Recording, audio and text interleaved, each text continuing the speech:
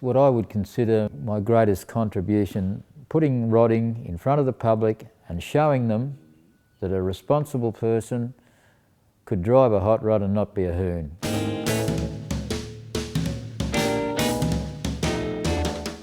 My passion with cars started when I was 12 years old. I saw on the mantelpiece at my grandfather's place a little model car that he had built, and that little model car really inspired me to start taking notice of cars. After I went to a barber and found an American hot rod book sitting on the bench, I saw a 35 Roadster, and I thought, wow, that's exactly the same car as my dad's 35 Roadster pickup. So I started studying it, and then the neighbours had some early Fords, so I'd go and sort of study them and see the differences. And then I thought, gee, I'd like to know what's going on under this head. So one day when my father was at bowls, I pulled the head off the darn thing. Little did I know the gasket had to be replaced. Luckily the Ford dealer had another head gasket, and we put that gasket back on and got the engine going again. I thought, gee, that's not too hard.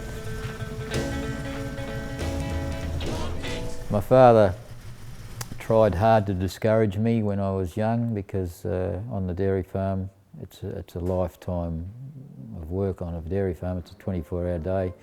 I learnt to survive on every second night's sleep, so I was able to work on the cars really hard.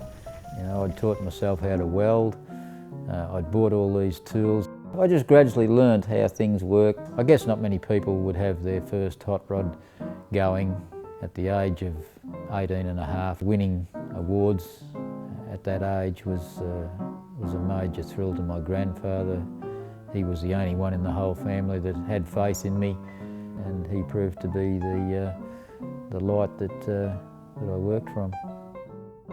Back when I came to Castlemaine in '75, it was sort of a taboo. It was something that was done behind the scenes. If you wanted to lower your car or change an engine or put a different gearbox in your car, you were considered a bit weird. I was the first, I think, to open a shop totally dedicated to car modification. I closed or sold my business in 2004. That was when we went to America. We took 3 cars to America. My 29 or 28 Roadster pickup with the V12 Lincoln in it, T-Coupe with the shotgun engine in it, and my 55 Chev with the Rolls-Royce Merlin in it. I built that car to prove to the world that I could build the most powerful street-driven car in the world. Very few people ever thought that I would ever get that car finished or registered. But the fun really started at trophy presentation when they started reading out the awards for top paint and top engineered, top pro street.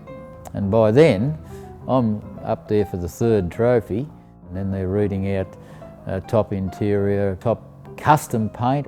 And then they got into the hot rod trophies, and then they start reading out Rod Hadfield's T-Coupe from Australia. Well, by then, the Yanks are all looking at each other and wondering what's going on. There's more and more people leaving, and I didn't find out until after the trophy presentation. The reason they were leaving, they're all going down to look at this 55 Chev, because I'd been poked in the back corner of the toilet virtually, and half of them hadn't even seen the car. We put Australia on the map then. We really did. In the long run, I finished up winning 75 awards in 10 months. Those 10 months were the most enjoyable 10 months of my whole life. After that, we moved back here to Castlemaine. We built this workshop. I still make the drop axles, and I bought a little grill making business, and we make the 33, 34 grills.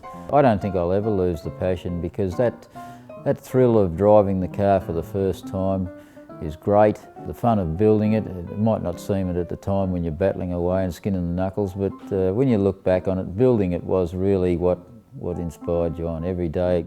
I'd like to think that I'd still be able to contribute to the scene. We're working on making Castlemaine the street rod centre of Australia.